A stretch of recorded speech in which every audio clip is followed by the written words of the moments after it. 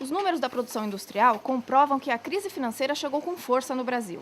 Em novembro, a indústria sofreu o maior baque dos últimos 13 anos, produzindo 5,2% menos que em outubro. Na comparação com o mesmo mês do ano passado, o recuo foi ainda maior, 6,2%. O resultado assustou os analistas. A queda de produção foi generalizada. Dos 27 setores analisados pelo IBGE, apenas 6 não sofreram retração. Alimentos é o principal deles. São produtos que não são tão caros. Então as pessoas deixam de consumir um bem que é um pouco mais caro e passam a consumir um bem um pouquinho mais barato. Então trocam a marca do produto que consumir. Então não deve sentir tanto, eles devem sentir um pouco menos. São setores que se mantêm razoavelmente bem mesmo em ambiente de crise. Já a indústria automobilística foi bastante impactada. Sem financiamentos para as vendas e com os pátios cheios, as montadoras colocaram o pé no freio e reduziram em 22,6% a fabricação de veículos. O governo demonstrou disposição para socorrer a economia e lançou medidas para incentivar o consumo, como o corte de IPI de veículos e a redução do imposto de renda. Mas para os analistas, essas medidas terão efeito limitado.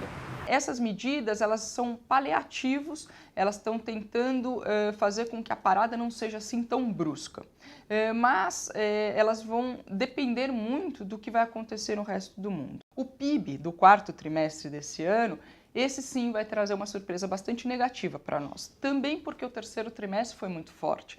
Então esse quarto trimestre muito fraco, nós provavelmente vamos ter PIB negativo no quarto trimestre desse ano, do ano de 2008.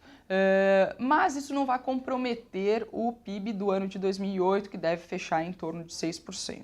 Agora, o ano de 2009, esses dados de final de ano de 2008 nos mostram um ano muito fraco, que é esse ano que começa. Então, os dados de PIB, que nós há uns meses atrás falávamos de 3,5% de crescimento em 2009, não deve acontecer, é algo muito otimista. Deve ser muito mais alguma coisa em torno de 2% do que em torno de 3%, com risco de ser ainda menor, por causa dessa parada muito forte da indústria. Para a Renata, o governo ainda tem alguns caminhos para impulsionar a economia. Uma outra medida que eles poderiam tomar é acelerar o andamento das obras do PAC.